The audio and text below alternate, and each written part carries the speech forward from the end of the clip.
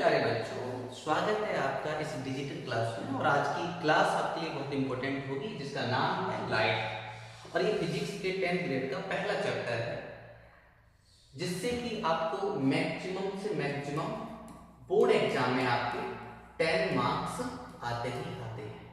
तो इसको आप बहुत ध्यान से समझिएगा। तो सबसे पहले हम समझते हैं इंट्रोडक्शन ऑफ लाइट। तो लाइट का आखिर है क्या?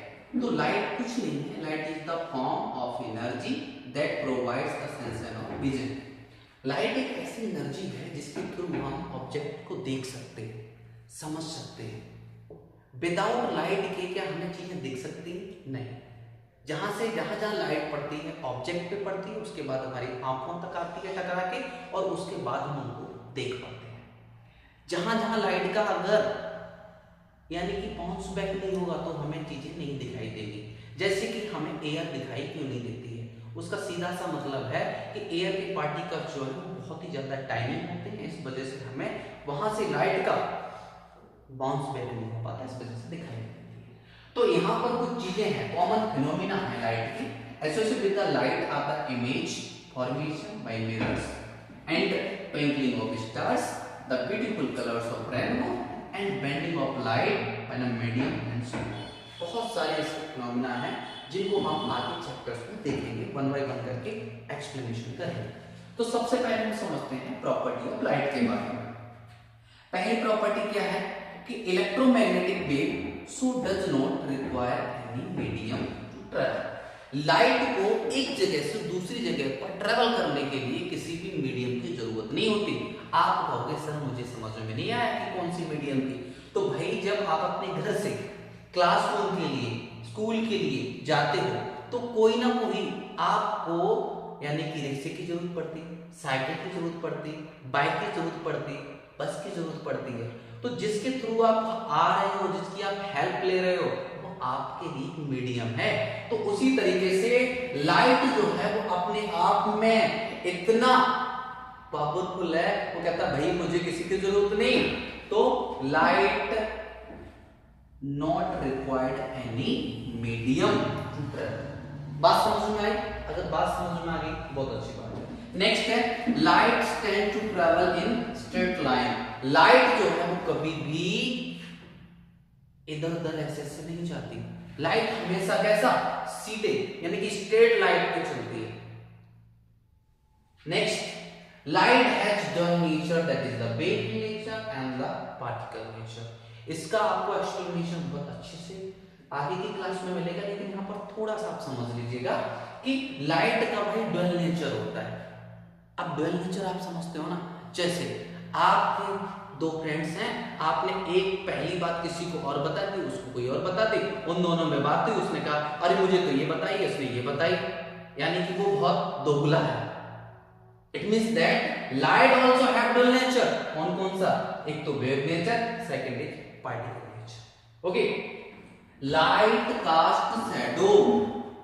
लाइट जो है वो शैडो को फॉर्म करती है जब भी किसी ओपेक सब्सटेंसेस पे पड़ती है। ओपेक सब्सटेंसेस समझते हो?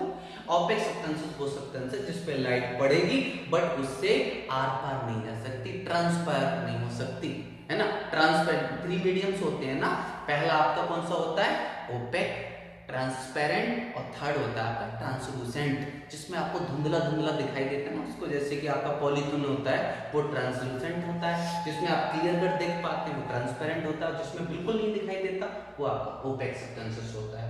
नेक्स्ट है speed of light maximum in vacuum, its value is 3 × 10⁸ metre per second. भाई एक सेकंड में सोचो, एक सेकंड में लाइट कितनी जाती है? 3 पावर 10 टाइम्स। 3 पे 8 जीरो लगा दो, 1 2 3 4 5 6 7 8, इतने जीरो आपने लगा दिए। इट मींस दैट कितना भाई? 30 करोड़ पर सेकंड। एक सेकंड में 30 करोड़ तक लाइट ट्रैवल करती है। बात समझ में आई? अभी यहाँ पर बहुत ही इंपॉर्टेंट चीजें हैं जो लाइट की आगे एडवांस चीजों को हम समझते हैं कि when light falls on the surface following the main happens, first is reflection होता है। तो आपने कहा भैया व्हाट इज द रिफ्लेक्शन? तो उन्होंने एक लाइन में बहुत सिंपल सी डेफिनेशन दी है, क्या? Bouncing back of light when it strike on a mirror. जब भी ये पॉलिश सरफेस पे स्ट्राइक करेगी बाउंस बैक कर जाएगी, है ना। कैसे समझते हैं? तो देखो सबसे पहले हमने क्या किया है, एक यहां पर बना लिया ये मिरर, ये देखो आपका मिरर है, ठीक है, कैसा है, पॉलिश सरफेस, और यहां से लाइट जो है इंसिडेंट की है, ठीक है, ये आपकी है इंसिडेंट रे, और यहां से जैसे ये इंसिडेंट हुई और फिर ये हो गया बाउंस बैक। तो bouncing back of light when it's incident on the smooth surface, this is called reflection of light. अब एक चीज और यहां पर हमें समझनी होगी कि भाई ये इंसिडेंट रे है और ये आपकी रिफ्लेक्टेड रे है। अगर हम इसको इतना जो पूरा एरिया है, इस एरिया को बिल्कुल मिड पॉइंट के थ्रू एक ऐसे लाइन से हम इमेजिनरी लाइन से डिवाइड करते हैं, और फिर उसके बाद में जो यहां पर ये एंगल बन रहा है इसे हम बोलेंगे एंगल ऑफ इंसिडेंट, राइट। और इस एंगल को जितना यहां पर एंगल बना रहा है इसे हम बोलेंगे एंगल ऑफ रिफ्लेक्शन। तो ये है आपका कौन सा, इंसिडेंट रे, और ये है आपकी रिफ्लेक्टेड रे, ठीक है, ये आपकी रिफ्लेक्टेड रे है। तो यहां पर अब हम समझते हैं क्या, रूल समझ लेते हैं, रूल्स ऑफ रिफ्लेक्शन, है ना, रिफ्लेक्शन के रूल समझ लेते हैं।